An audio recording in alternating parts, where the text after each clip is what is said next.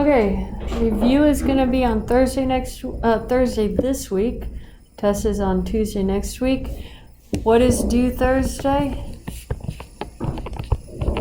Due Thursday is going to be 2.4, 3.1, and 3.2 corrections. And then 4.1 computational proofs.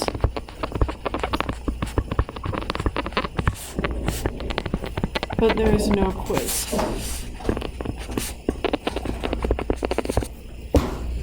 So that's the way that's going to look.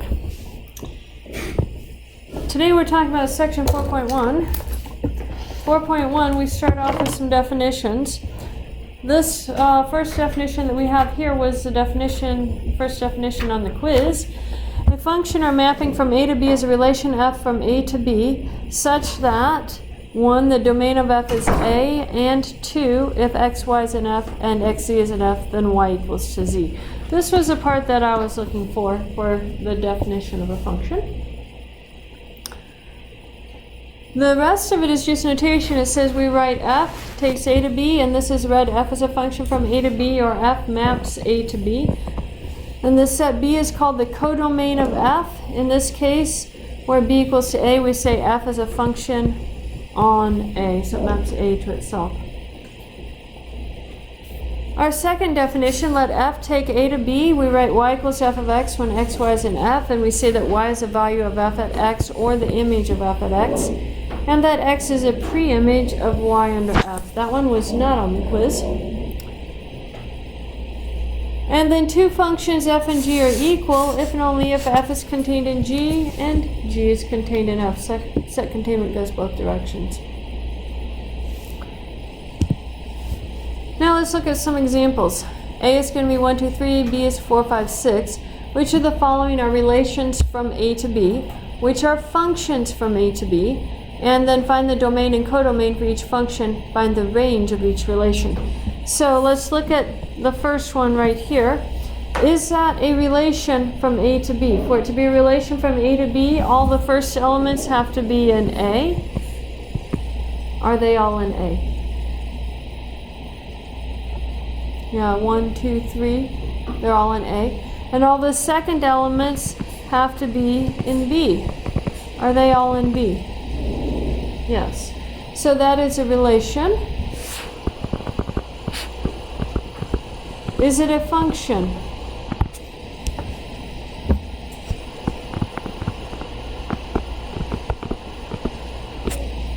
No, it's not a function from A to B. Why not?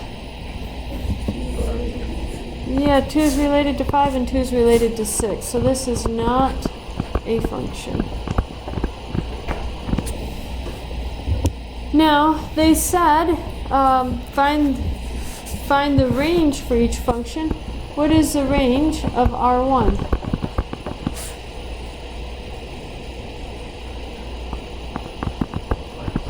Four, 5, and 6. All the second values. That's the range. So let's look at R2. Is R2 a relation from A to B? Yes.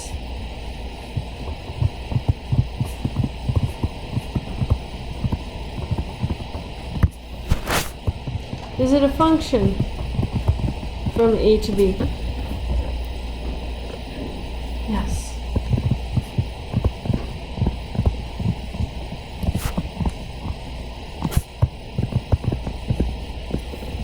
So I have to find the domain.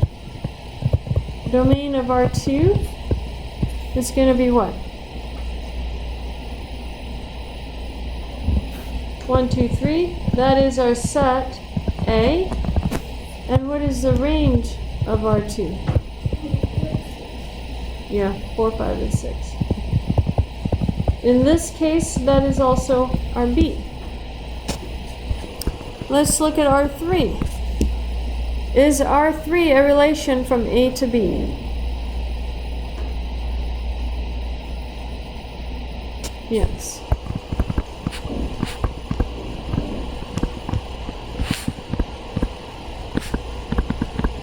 Is it a function from A to B? Yes.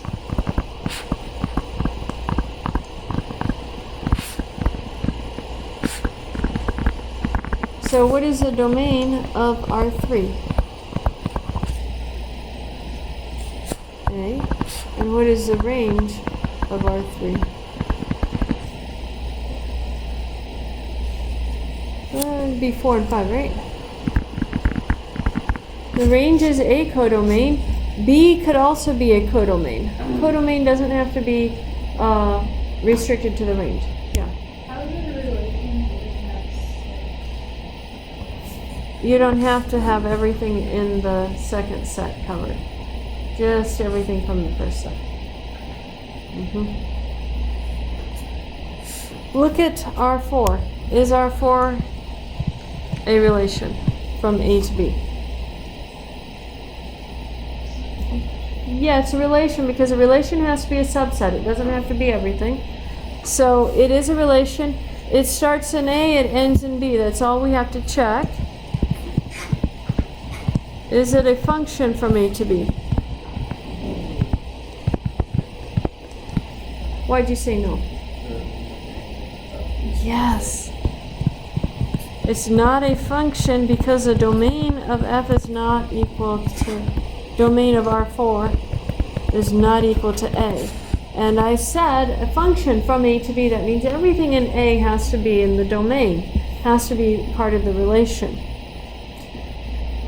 What is the domain for R4? It's just 1 and 3, right?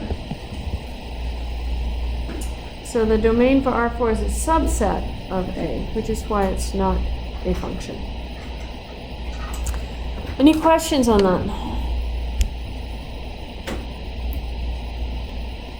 Okay, so we have a remark. It says, note that the codomain of F is a set of objects available for use as a second coordinate, but it doesn't have to all be used. It's available for use as second coordinates, while the range is a set of objects which are actually used as a second coordinate. So that's the difference between codomain and range.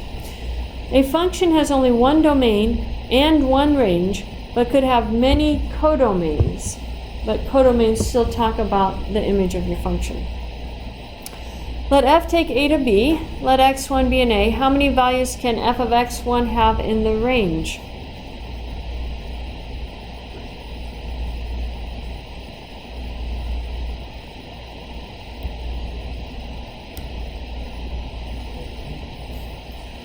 I would submit to you only one value. Because f can't map x1 to more than one point. It has to go to one y value. Notice our definition right here. If you have f of x equals y and f of x equals to z, then y has to be equal to z. X can only go to one place. So if you have f of x1, it can only go to one value.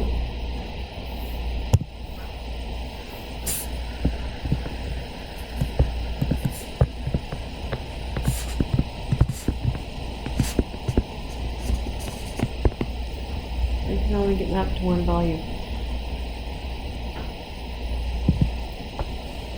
So we have a lemma here. The relation G, which is all x, y, and r cross r, such that x equals y cubed is a function from R to R.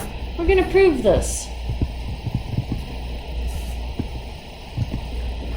Let G be equal to the set of all x and y in R cross R, such that x is equal to y cubed.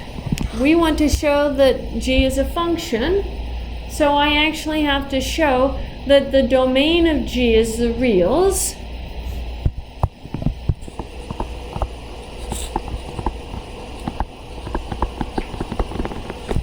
and then I have to show that for all, I'll write it this way, all x, y, x, z in G imply that y is equal to z. So these are the two things that I have to show. The first one is set equality. So I actually have to show subsets going both directions. let x be in the domain of G. By definition, if x is in the domain of G, then x belongs to the reals. That's what it means, xy element of R cross R.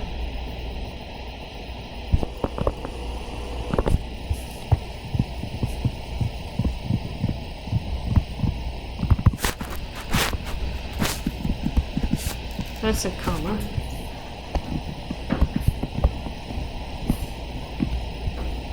Thus, domain of G is contained in the reals.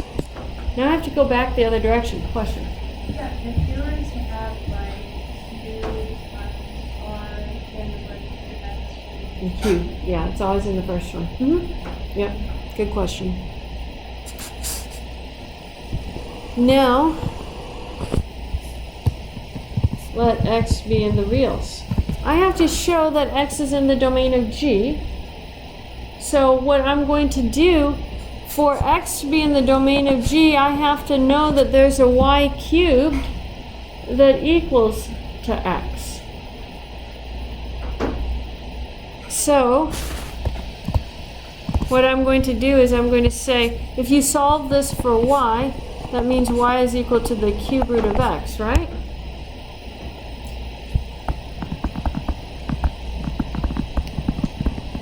That is in the reals, and G of, I'm going to do it this way, and x, now I'm going to lose you on that way too. The easiest way is going to be this way. G of x has to be equal to, if I'm plugging in x, that means that I have to cube it to get to the y. You guys see that relation? If you solve that for y, you have y equals to the cube root of x. So, in other words, not cube it. I have to take the cube root of it to arrive at my y value, right? So, this is going to be the cube root of x, which is equal to y, implies that x is in the domain of G. You have to find where it gets mapped to know it's in the domain of G. It worked, nothing broke. I didn't end up with a square root of a negative number. I didn't divide by 0. So it's in the domain. That's what I'm checking.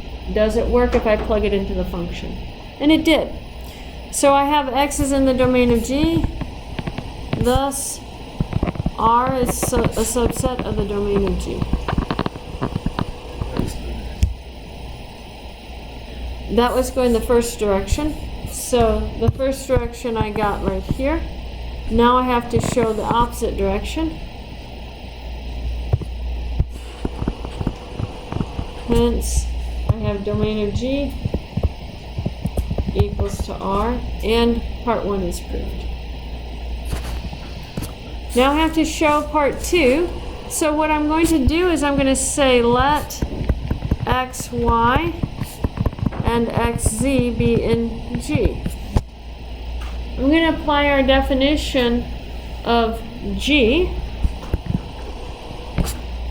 If xy and xz are in G, then that says that x is equal to y cubed and x is equal to z cubed. I'm just using this definition right here to be in G. But if x is equal to y cubed and x is equal to z cubed, I would submit to you that you're going to have y cubed is equal to z cubed because they're both equal to x. Taking the cube root of both sides, you get y is equal to z. Thus property 2 holds. I've showed property 1, showed property 2. And so G is a function from R to R.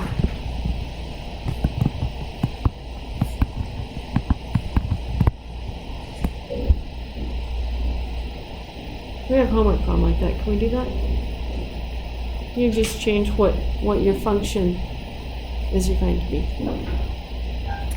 Would it, because you've got x equals y cubed, but this is y equals x cubed. It actually is easier.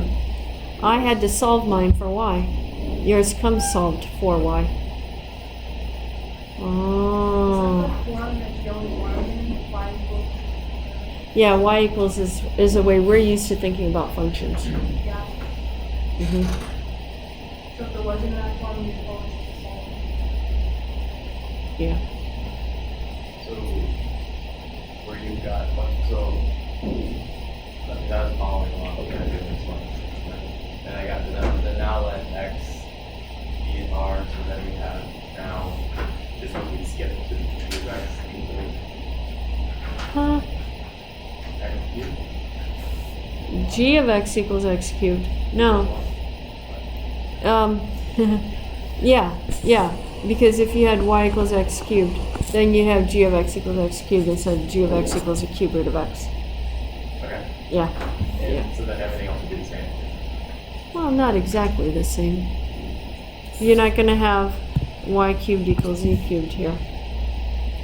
Correct. Yeah. Still sitting with x in the domain. Mm-hmm.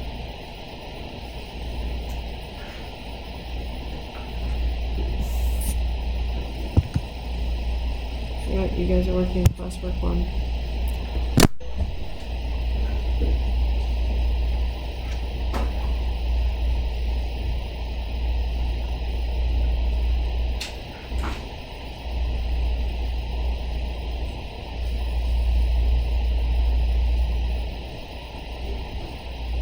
We have to include line 3, because you've got now y equals, do we need to put together to rewrite y equals x in R?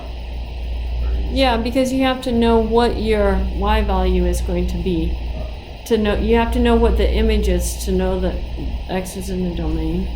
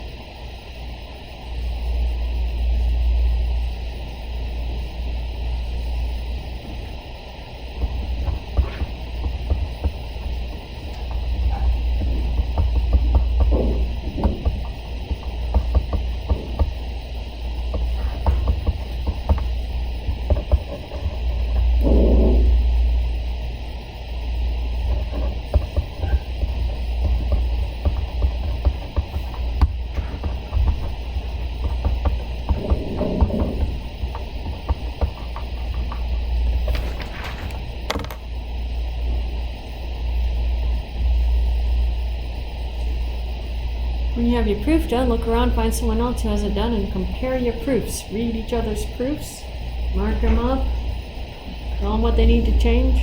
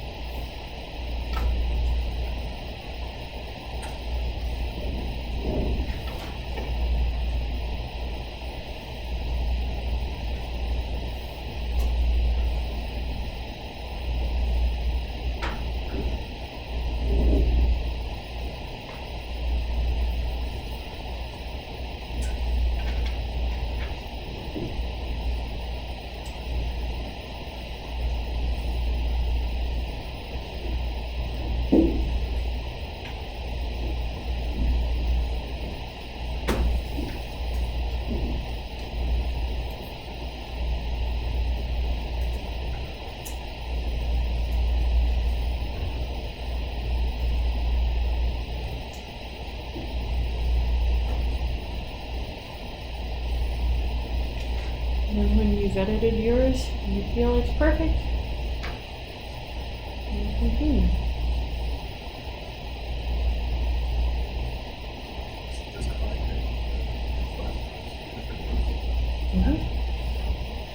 So you get two perspectives on the proofs.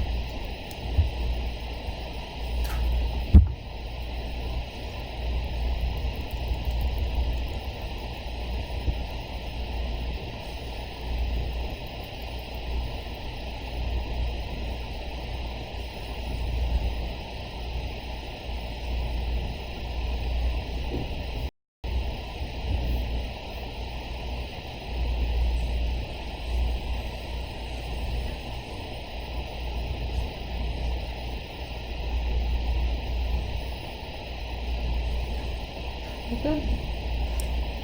Okay. Let's go on then. I think everybody's done. So we're going to look at this relation, the relation h equal all x, y, and r cross r, such that x squared plus y squared equals 25 is not a function from minus 5, 5 to minus 5, 5. It's going to be homework. If it says, it's going to be a proof. If it says show or anything like that, then it's a proof. So we're going to put it in the proof environment. We're going to say define h be equal to all x, y, element of r cross r, such that x squared plus y squared is equal to 25. We want to be able to show that this is not a function.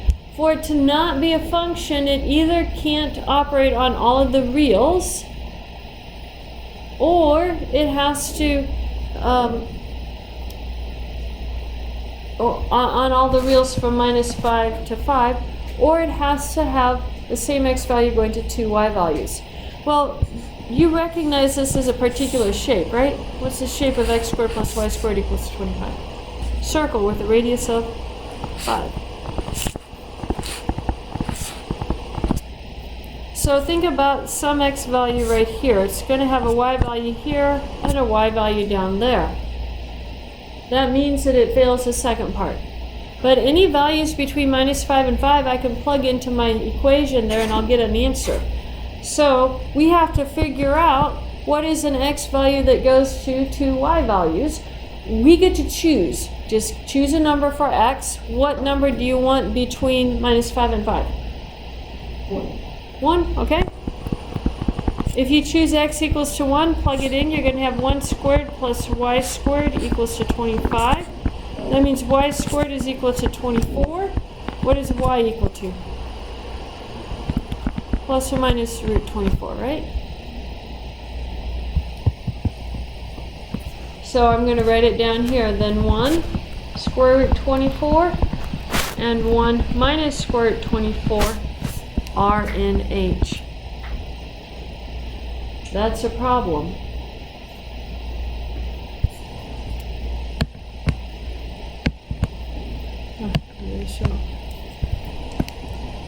And square root of 24 is not equal to minus the square root of 24. Thus, h is not a function.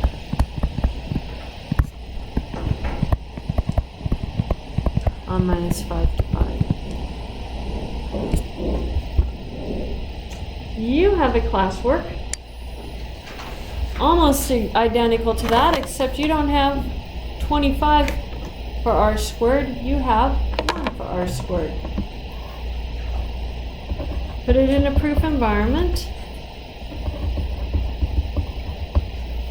And I'm going to call it h again. I forgot to label it.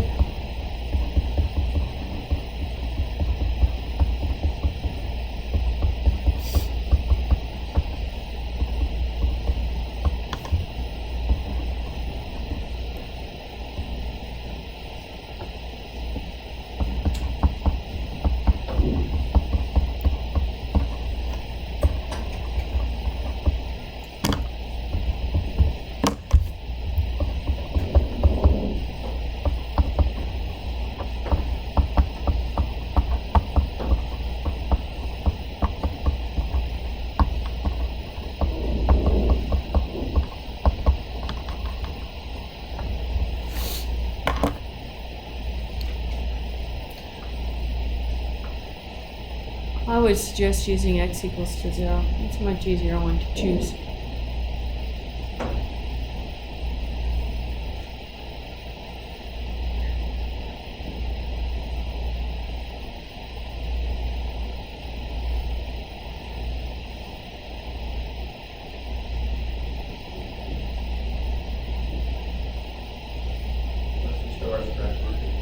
No, I never want to see scratch work in proofs. Kind of like on the side. You can, as long as you put a little squiggly line delineating it as separate from the proof.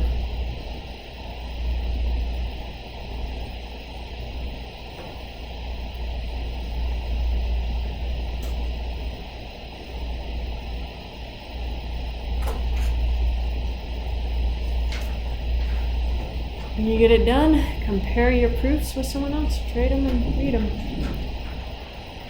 Make sure you're looking for proof symbols and check boxes and stuff like that.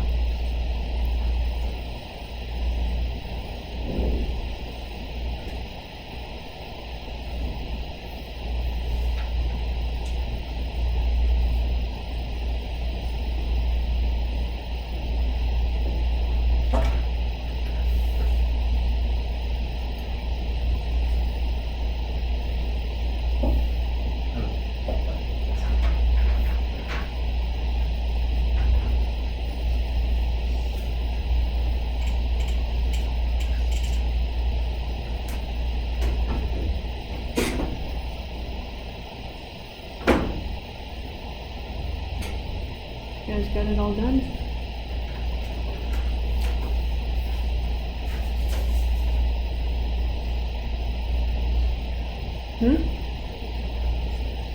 You used one now. Oh, yeah. One of us quoted two, one of us, yeah. Yep, you can do that.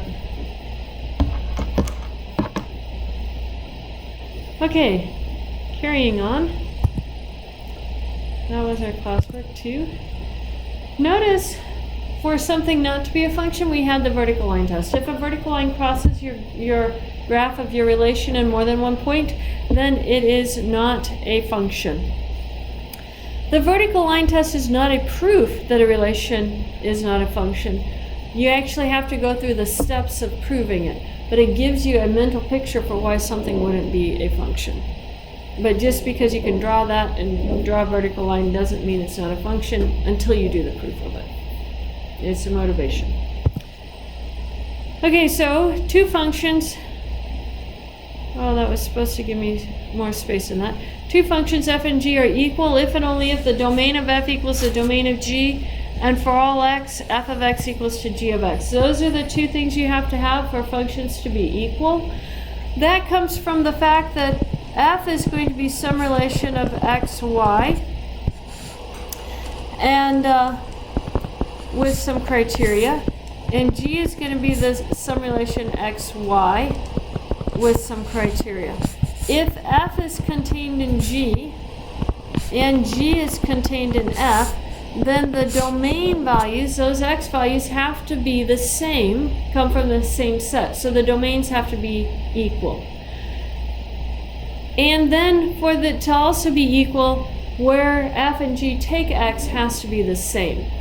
If you had f of x equals to minus x and g of x equals to x, the domain of f is equal to the reals, the domain of g is equal to the reals, but the images are different.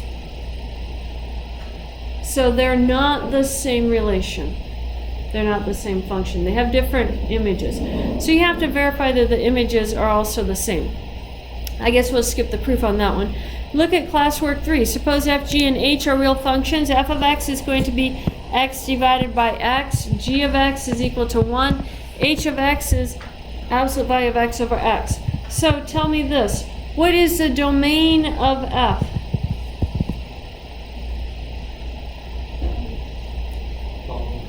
All real numbers except 0. So R take away 0. What is the domain of G? All reals. And what is the domain of H? All reals, take away 0. Now think about the images and tell me which ones are equal, if any. Their domains have to be the same, so the only ones that have a hope of being equal are f and h, right? Yeah, why? Because that's the value of fx not gx. Yeah, the ranges, the images aren't equal, so none of them are equal. So that's going to be your answer.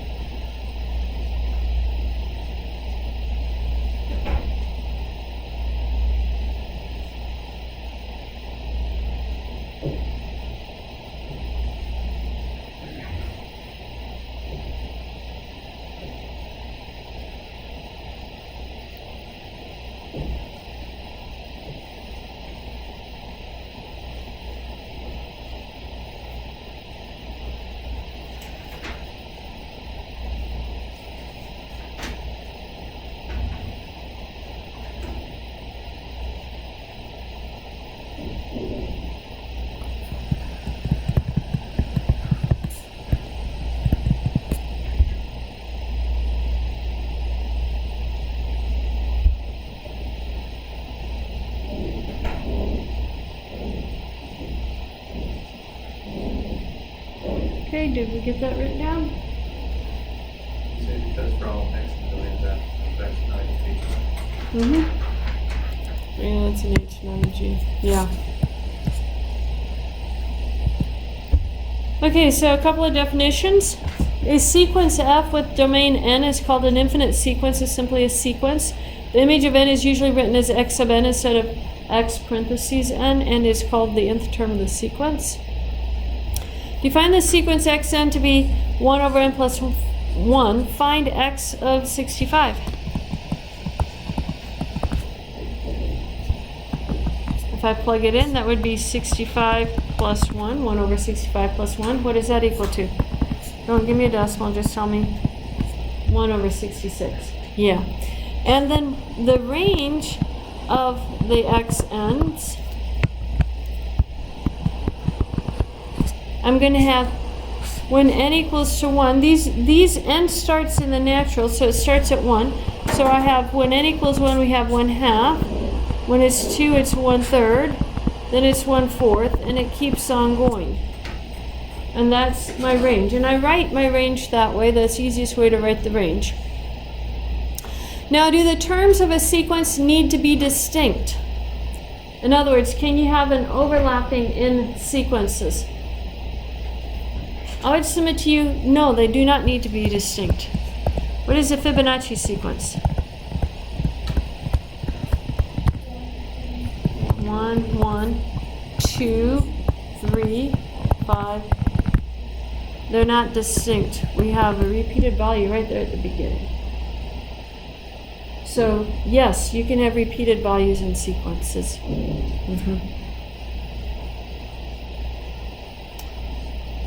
Okay, so let's continue. If R is an equivalence relation on the set X, then the function from X to X mod R that maps each A and X to the equivalence class is called our canonical map for the relation R. So let's look at our canonical map. Let F be the canonical map for the relation of congruence modulo 5 on Z. Note that F of X then goes to X mod 5, that equivalence class. X mod 5 has to be one of our classes 0, 1, 2, 3, or 4. We talked about that last time, how we got those classes. So let's find F of minus 3. That's going to be minus 3 mod 5. But what class is that? I'm going to have a minus 3 in it because I know that value is part of the class. Add 5 to that value, and what do you get? 2. 2, I see right there in that list. I don't need to add any more. So that's equal to 2 mod 5. So that is our answer right here. You have to find 9 mod 5. You need to represent it as one of these values right here. So I would suggest subtracting 5. And what do you get? 4 mod 5. And that's your classwork.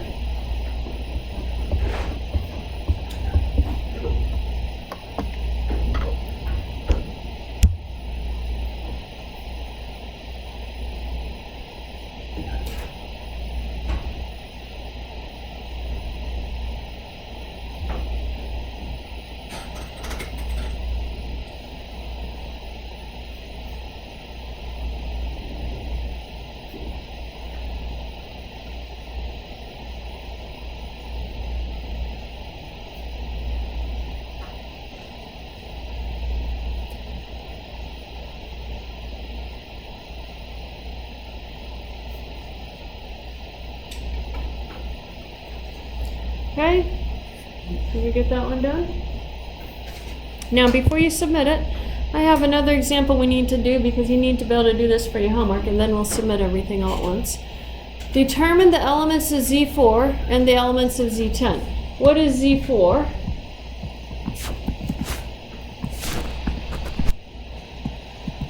It's 0 mod 4, 1 mod 4, 2 mod 4, and 3 mod 4. And what is Z10 going to be then?